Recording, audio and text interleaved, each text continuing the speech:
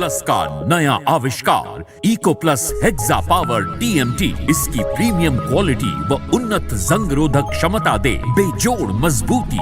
Eco plus cement और steel, इस पर है देश को भरोसा। नमस्कार, आप देख रहे हैं लोकमंच न्यूज और मैं आपके साथ प्रियंका राजपूत। बीजेपी स्टार प्रचारक और केंद्रीय गृह मंत्री ने यूपी के पीलीभीत दौरे पर रहे और जहां पीलीभीत की सरजमी पर जो बोले सो निहाल सत श्री अकाल का नारा जनता से लगवाया। उन्होंने कहा कि सिखों के बलिदान को सम्मान देने का काम प्रधानमंत्री नरेंद्र मोदी ने किया है। पीलीभीत वालों को 3 चरण का परिणाम बताऊं, इसमें सपा बसपा का सुपड़ा साफ हो चुका है।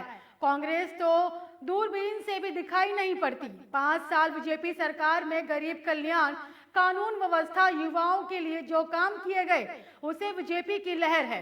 7वें चरण तक की लहर सुनामी में बदल जाएगी। ये बातें अमित शाह ने पीलीभीत की जनसभा स्थल में सीधे जनता से कही। उन्होंने मंच पर आते ही सबसे पहले भारत माता की जयकार और शंखनाद के साथ उद्घोष किया।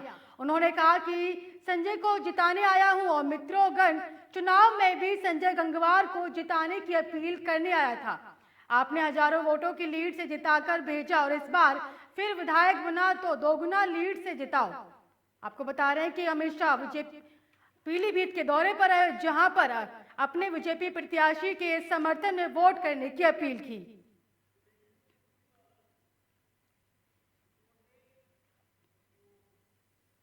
अमित शाह के दौरों को लेकर हमारे संवाददाता आशुतोष पीलीभीत से लाइव जुड़े हुए हैं। आशुतोष, ये बताइए कि अमित शाह के दौरों को लेकर क्या अपडेट है?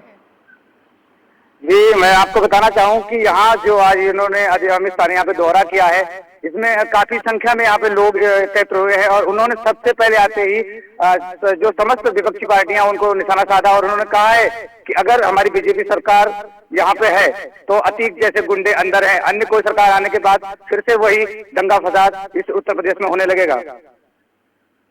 आशुतोष, अमित शाह ने जनसभा को संबोधित करते हुए विपक्ष पर निशाना साधा और कहा कि प्रियंका गांधी कहती हैं कि आतंकवाद फिजूल बात है, इस पर रोक लगाना फिजूल है। तो क्या लगता है कि इसका असर जो चुनाव होने वाले हैं उन पर असर दिखाई देगा?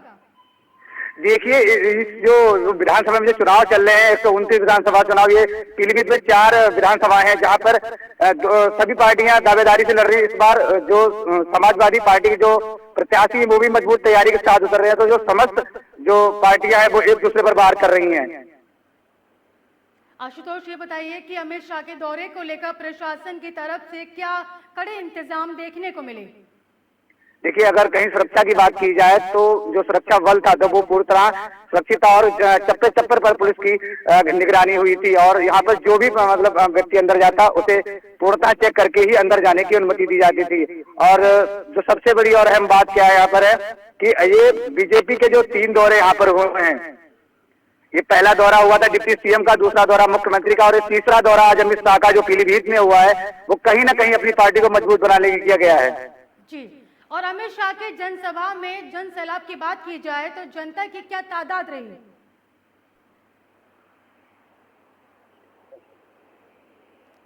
आशुतोष, आप तक मेरी आवाज पहुंच रही है? जी जी जी, बिल्कुल, बताइए। अमित शाह के जनसभा में जन सैलाब की बात की जाए तो जनता की क्या तादाद देखने को मिली? तादाद आप देख सकते हैं कितनी भारी संख्या में वहां पर लोग उपस्थित हैं और उतनी ही व्यवस्था के साथ वहां पर लोग उपस्थित हैं। लेकिन सबसे बड़ी बात वहां पर ये नजर आ रही है कि लोगों ने वहां पर खुशी में के चक्कर में शंखनाद भी किया। वहां की जो पब्लिक थी वो शंखनाद करते हुए बीजेपी के नारे लगा रही थी।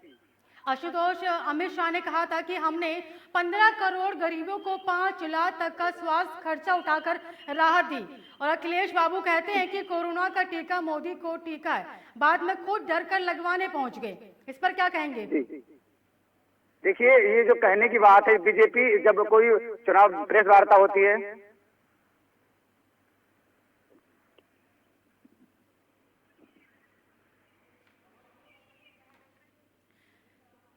आशु, ये बताइए कि बीजेपी के कई बड़े दिग्गज नेता लगातार जनता को लुभाने की कोशिश की जा रही है, इसका क्या असर पड़ सकता है?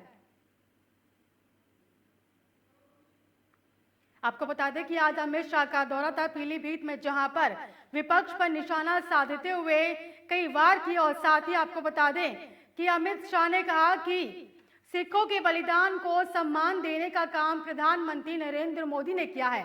पीलीभीत वालों को 3 चरण का परिणाम बताऊं, इसमें सपा बसपा का सूपड़ा साफ हो चुका है। कांग्रेस तो दूरबीन से भी दिखाई नहीं पड़ती। 5 साल बीजेपी सरकार में गरीब कल्याण, कानून व्यवस्था, युवाओं के लिए जो काम किए गए उससे बीजेपी की लहर है। 7वें चरण तक की लहर सुनामी में बदल जाएगी। और ये बातें अमित शाह ने पीलीभीत की जनसभा स्थल में सीधे जनता से कही। उन्होंने मंच पर आते ही सबसे पहले भारत माता की जयकार और शंखनाद के साथ उद्घोष किया।